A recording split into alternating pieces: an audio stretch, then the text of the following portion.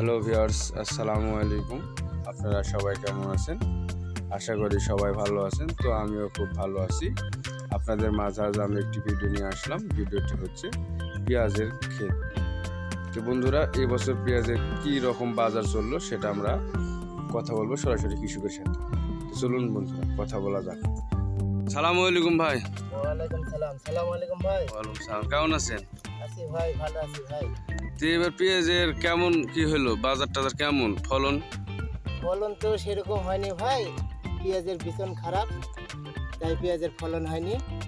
তো যা হয়েছে ভাই, দাম থাকলে 2000-3500 দাম থাকলে গায়ে গায়ে যাবে, নাহলে কিছু টাকা আসবে। ও, তো এই 1 বিঘা মাটিতে কতখানি পেঁয়াজ হয়?